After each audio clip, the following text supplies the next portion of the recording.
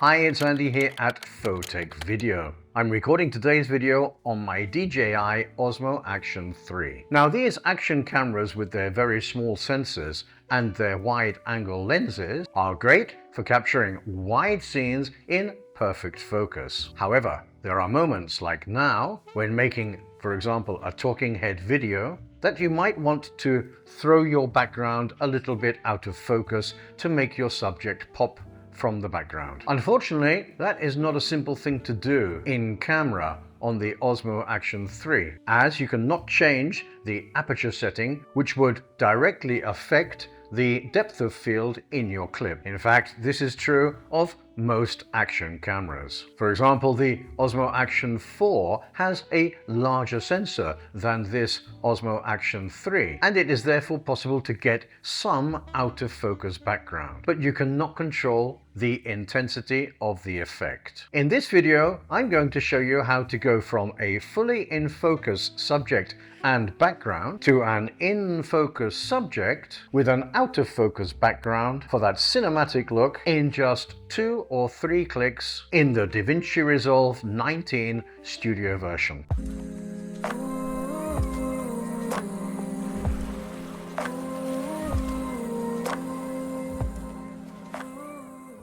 Well, I recently bought the DaVinci Resolve Speed Editor, an excellent piece of kit which came with the activation code for DaVinci Resolve Studio, the paid version of DaVinci Resolve. And on my laptop, I updated to the DaVinci Resolve 19 public beta version. And I must say that I'm really glad that I did. The free version is an excellent program which offers so many incorporated tools to be able to edit your projects the way you want to. But the paid version has a number of features that the free version does not have. One of them is Defocus Background, which I understand is powered by the DaVinci Resolve AI neural engine. So here in my small studio, I'm recording this video on my DJI Osmo Action 3 with a fully in focus background, which in camera I really can't do anything to defocus. But I really want to separate myself from the background and give a sense of depth of field like the one you can see now. So how did I do that? Was it difficult? Can it be used on other types of backgrounds with moving objects? Well, there's only one way to find out.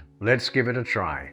So as you can see, there are some cars and people moving around behind me. Let's see how the defocus background manages to keep me in focus and put the rest of the background out of focus. So let's hop over now to my laptop and open DaVinci Resolve 19 Studio and see the results which we can get. Okay, here we are now in DaVinci Resolve 19 Studio version, and you can see that I have added a clip to my timeline which I want to apply the defocus background effect to. So let's head over to the color page, and here in the color page we need to go to the top and click on effects. Once there, you'll see that there is a small magnifying glass, and here you're just going to type in defocus, and before we even finish typing the word, it has appeared. So we select defocus background and we drag it across on top of our node. Once that's done, all we need to do now is go down to our controls for our mask.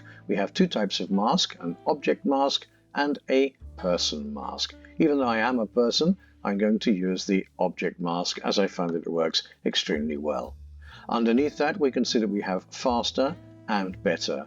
I'm going to select better, even though it will take a little bit longer because the results are, as the name says, better. Now all we need to do is make sure that our timeline is at the beginning of the clip where we want the defocus background effect to begin.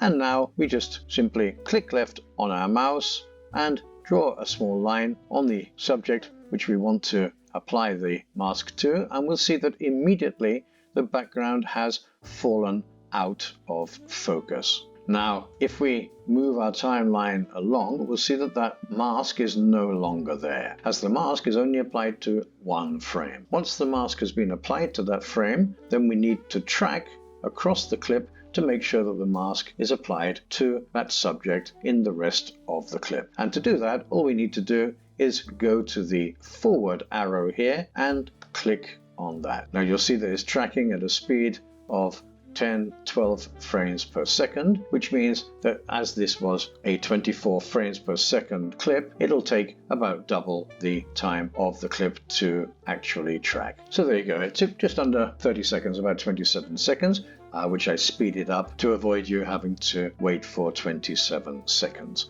And now we can see then that this effect has been applied to the whole of the clip. If we want to change the intensity of the effect, we can change the blur up or down, and we can also change the saturation and colorize, and we also have advanced options. I'm just going to move the blur control to the right so that we can see how the effect changes more and more and becomes so surreal that it's obviously not usable. And we can also reduce it so that that blur is less and less. I like to leave it more or less on the default setting, which is 0.5, and that gives quite a convincing out of focus background. Okay, so let's head over now then to our edit page and put our playhead at the beginning of the clip, and let's see whether the tracking has applied the defocus background effect to the whole of this clip.